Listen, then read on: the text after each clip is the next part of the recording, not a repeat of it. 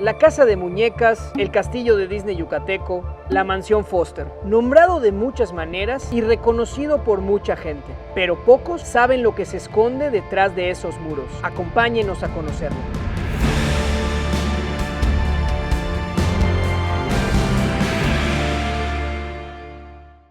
Nos encontramos en la calle 60, la calle que cruza todo Mérida hasta convertirse en la carretera Progreso. De hecho, ya con esta hemos recorrido 3 casas sobre esta calle.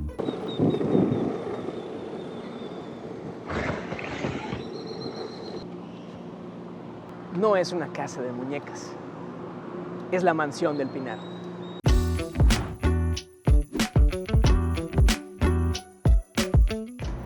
Esta hermosa mansión, que parece sacada de un cuento de hadas, inició su construcción en el año 1898 para concluir 6 años después, es decir, en 1904. Esta fue pensada inicialmente como una casa de descanso a las afueras de Mérida. Y es increíble pensar cómo al paso de los años, la civilización y el desarrollo se encargó de hacer que esta hoy se encuentre en el corazón de Mérida. Debe su nombre a que antes los jardines se encontraban rodeados por pinos. Cuenta con una superficie de más de media hectárea de terreno y casi 2.000 metros cuadrados de construcción, en donde le caracteriza ese estilo neorrenacentista italo-francés que por dentro se convierte en un estilo Art Nouveau y Belle Époque. Pero bueno, ¿para qué les digo cosas que probablemente ya sabían? Creo que es muy obvio. Desde esta reja, muchos curiosos intentan ver lo que se esconde detrás de estos muros. Y hoy, gracias a este hermoso proyecto, podemos revelar ante el mundo el Pinar.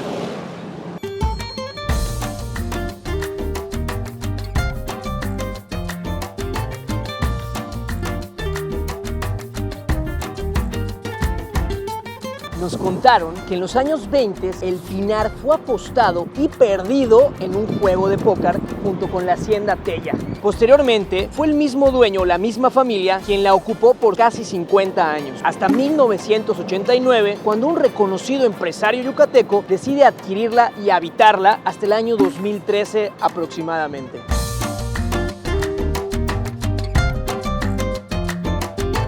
Desde ese entonces, la mansión ha sido utilizada únicamente para eventos y para recorridos. Me encanta que si la vemos de frente, podemos notar cómo, a pesar de no ser simétrica, esta mantiene esas proporciones y equilibrio que hacen que se vea tan bonita y tan armónica. Y además de la construcción, también le caracterizan estos hermosos jardines, los cuales se encuentran adornados por estatuas que tenemos en diferentes puntos. Y esta hermosa fuente que nos va dando la bienvenida a la casa. Una de las principales características del Pinar es el tono rosa que tanto la distingue. Antes tenía un color tono mostaza, como vemos en la foto. Bueno, este es blanco y negro, pero usemos la imaginación. Decidieron cambiarla para que armonizara con el color gris de las tejas de pizarra francesa que tenemos en la parte de arriba. Además, utilizaron esos tonos grises en los barandales de acá abajo, en la herrería y en las puertas que tenemos acá atrás. Esto es debido a que antes se utilizaba muchísimo la pintura automotriz, ya que era mucho más resistente. Pero creo que ya hablamos suficiente de lo que hay aquí afuera. ¿Por qué no mejor vamos y conocemos lo que hay tras este muro?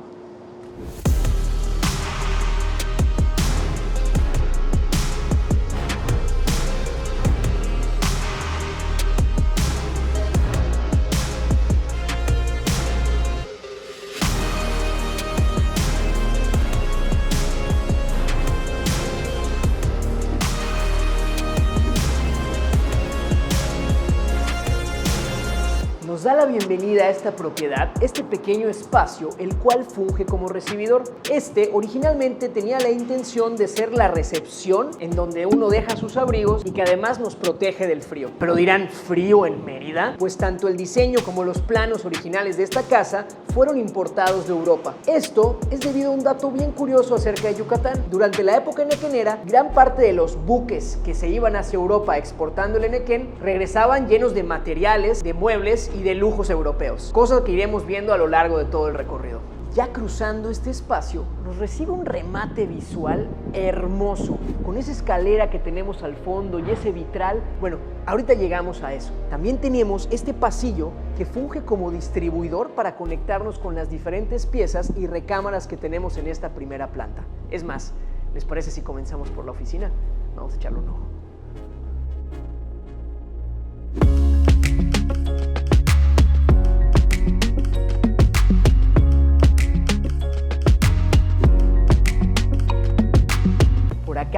tenemos este espacio, el cual, al igual que los principales de la propiedad, utilizaron este tipo de puertas denominadas pocket door, las cuales se ocultan dentro de los muros para evitar estorbar y robar espacio. Esta zona de la mansión fungía antes como oficina.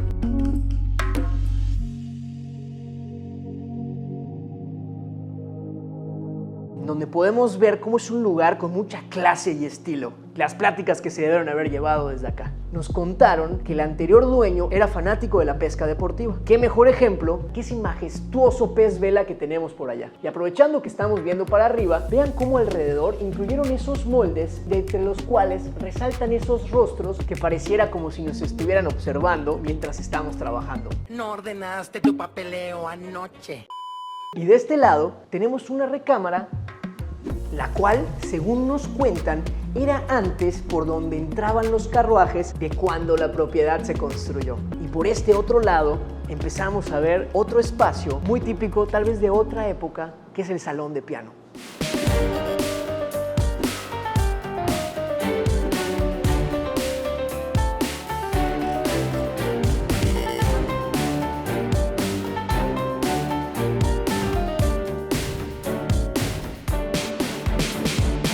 Llegamos a la sala de piano. Este espacio en algún momento fungió como la zona o el área en el que la gente venía a deleitarse de música en vivo. Y además imagínense, en esa época apenas estaba dándose a conocer la radio. De ahí que tuvieran que generarse este tipo de espacios en donde la gente venía a escuchar música. Me recordó muchísimo a aquel amigo que siempre en la fiesta quiere sacar la guitarra y ponerse a tocar. Y es que además, vean el detalle y la elegancia en todos los acabados que tenemos en este espacio. Empezando por arriba, con esas molduras en las cuales tienen de fondo esos tonos rosas que tanto caracterizan a la propiedad. Que además, acompañado de las cortinas que tenemos alrededor, se ve hermoso. Y aquí tenemos un espejo que las historias que contaría si pudiera hablar. Y cuando me estoy resbalando me cacha Ryan Gosling. Nos contaron que este fue traído a México en el mismo barco que la emperatriz Carlota. Vamos a conocer el comedor.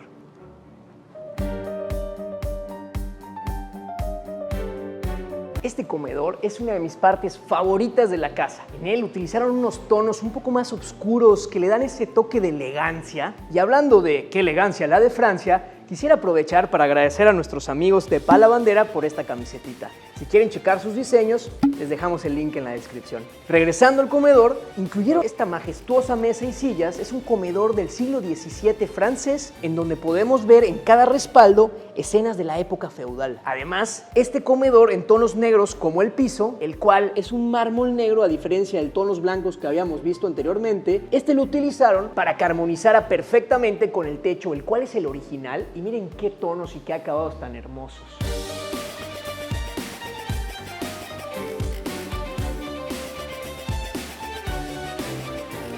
De verdad que esta casa es una caja de monerías.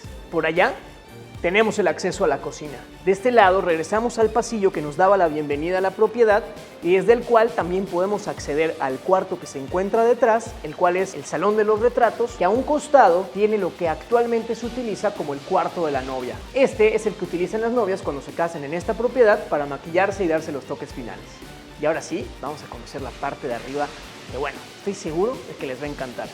Antes de subir, chéquense este arbotante. Este fue uno de los primeros modelos que se hicieron funcionando a base de electricidad. Interesante, ¿no?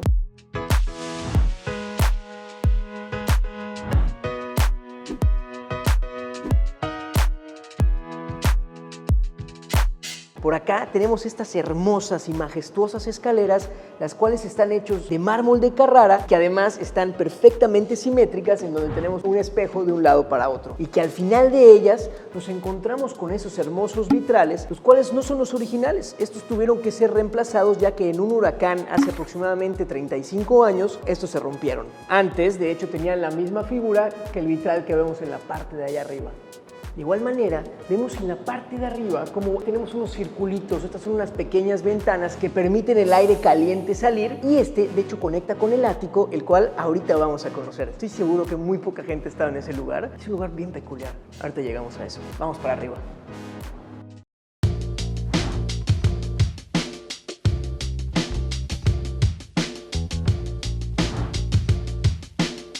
Este lugar servía como punto de reunión para toda la familia. Y es que además vean qué bonito espacio, con todas las molduras que tenemos tanto en los techos como en las paredes, acompañado también de la cristalería de Murano de Venecia.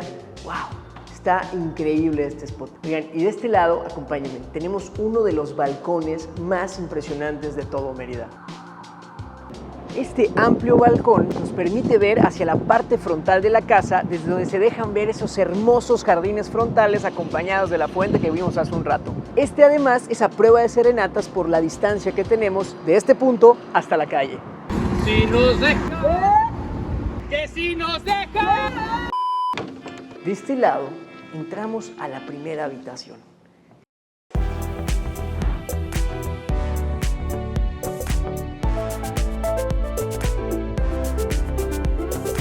Esta tiene una orientación del lado norte. Es por eso que originalmente se pensó como la habitación principal. Sin embargo, sus últimos dueños decidieron mudarla para poder incluir un baño más grande, incluso con su propio vestidor, para llevarla del otro lado. En esta recámara podemos ver los tradicionales pisos de pasta que tanto caracterizan a la ciudad de Mérida. Además, es una recámara muy bien iluminada gracias a las ventanas que tenemos alrededor. Incluso esta da hacia el balcón que conocimos hace un momento. Continuando con el recorrido, regresamos a este recibidor en donde la familia solía congregarse y de hecho estas puertas son las que conectan con la nueva recámara principal de las que les platicaba. Si nos vamos para este lado, llegamos a otra habitación. Dado que la casa no se encuentra actualmente habitada, aprovecharon para vestirla con antiguos muebles y reliquias de la familia. De este lado tenemos el elevador, el cual incluyeron en caso de que sea una persona de avanzada edad la que tiene que subir, tener un poco más de accesibilidad. Por acá, la casa sigue. Esta es una verdadera mansión, es enorme. Por acá tenemos el cuarto de los frescos, en donde podemos ver, este probablemente fue la recámara de alguno de los niños, que mantiene los frescos originales de la época. De este lado vemos al pollito chicken, gallina hen. ¿Tú dominas mucho el inglés? Bastante. What's your name? Shin Shon Chin Chan. Vamos al ático.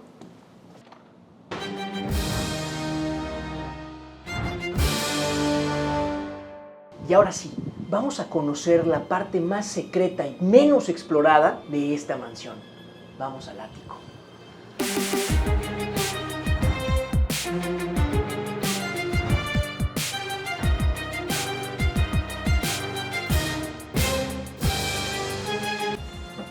¡Wow!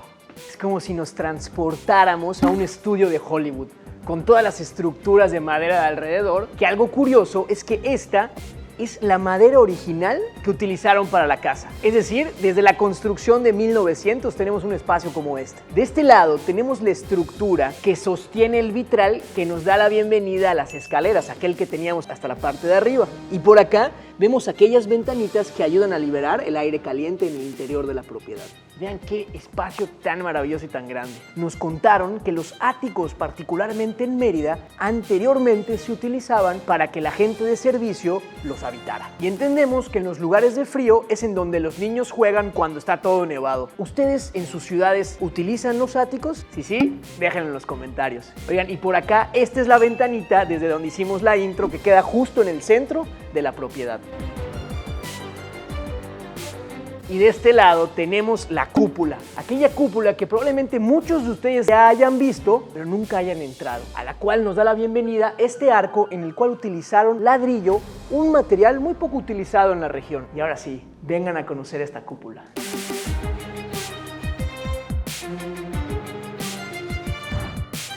Vemos aquí adentro que utilizaron también ladrillos en la parte de arriba y vemos por ahí colgado esos ajos, los cuales usan para espantar a los murciélagos. Una desventaja para Batman y los vampiros.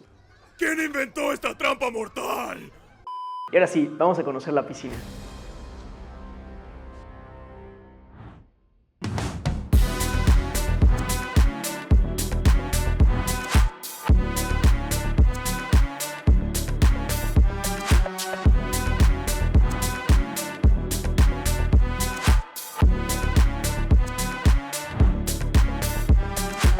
En esta parte de la mansión nos encontramos con la piscina, que además de verse súper fresca, esta antes era el antiguo aljibe que servía para almacenar el agua que daba servicio a la propiedad. De hecho, antes tenía incluso una veleta que es la que utilizaba la fuerza del viento para sacar el agua. La transformaron por completo, dándole esta apariencia y dejándola increíble.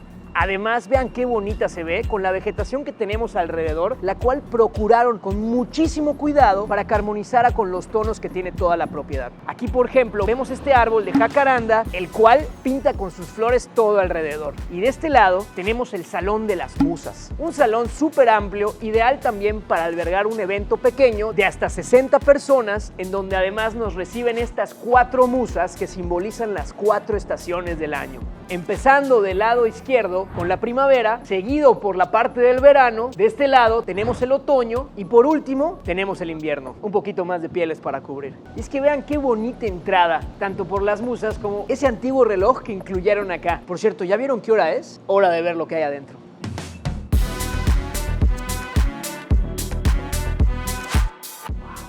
A pesar de que esta parte se encuentra aislada del resto de la propiedad, mantuvieron el mismo estilo y elegancia que tanto caracteriza a la mansión. Esta parte fue construida posteriormente, pero decidieron mantener la misma línea y el mismo estilo. Vemos de nuevo la cristalería de Murano veneciano, tanto en los candelabros como en los arbotantes que tenemos en las paredes. Y es que además vean qué espacio tan bonito, con los pisos de mármol, esa barra de terrazo que tenemos al fondo y toda la decoración que tenemos en este espacio. Ya me imagino lo divertida que debe ser una reunión en un lugar como este. Oigan, ¿y si están disfrutando de este espacio en el cual vamos recorriendo lugares únicos con características de verdad inigualables, pero sobre todo con mucha historia detrás? No se pueden perder el siguiente video, que estamos seguros de que les va a encantar. Y nos vemos la siguiente ocasión, detrás del muro.